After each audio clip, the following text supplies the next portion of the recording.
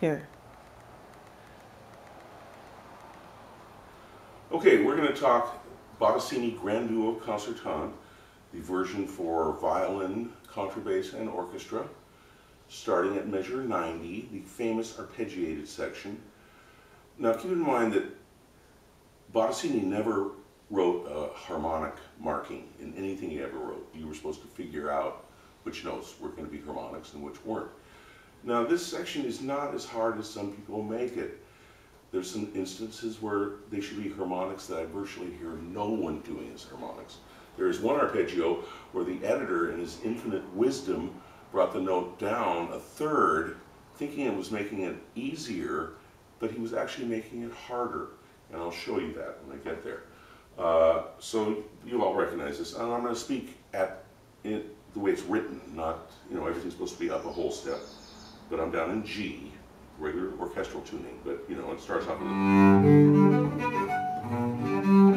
then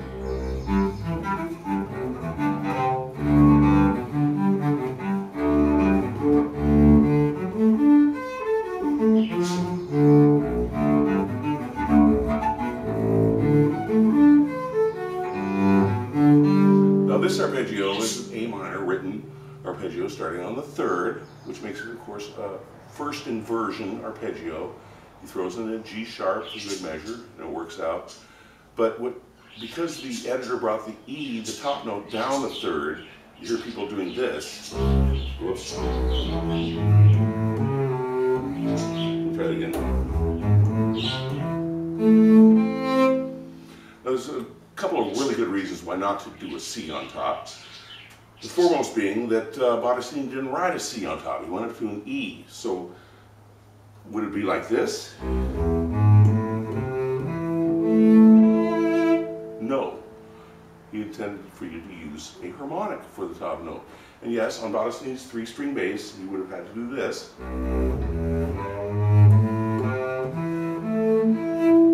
Right? But because we have a fourth string, of course, we can start the C, the arpeggio on the C on the E string, use the first harmonic on the E string.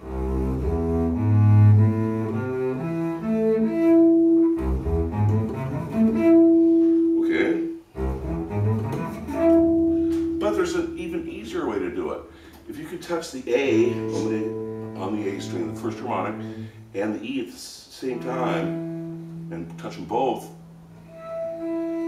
there's that high E. So you can do this. A on the D string. See, voila. This is all pretty standard. Sorry for the squeaks.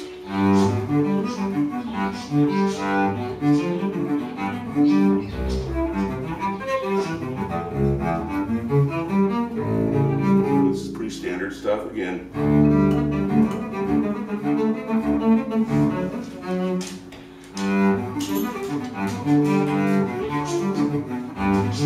Now this one, I hear people, bass players, I see it all over YouTube, and they do this. It's a third inversion A7 chord. You start on the 7th.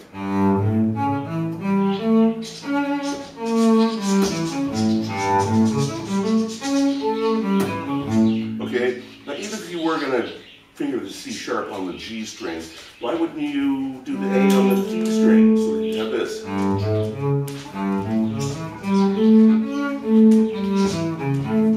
Makes it easier, but I'm absolutely convinced that Bottesini intended all three of those top notes to be harmonics.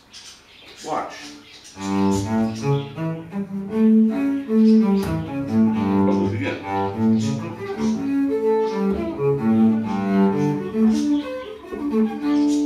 Right, so then he does the same pattern again, watch.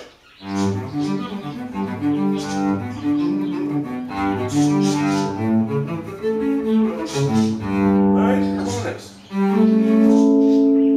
Get much more resonance. And then after that, it's all pretty standard. I do like in bar 103 to actually extend it an octave lower. Remember, he didn't have a fourth string, so he never writes a low G sounding A. So measure before that would be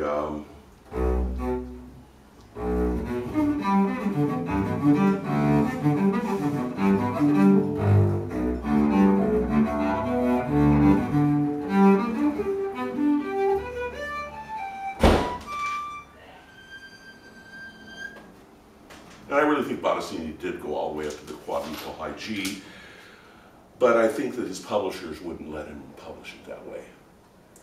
At any rate, thanks for your attention.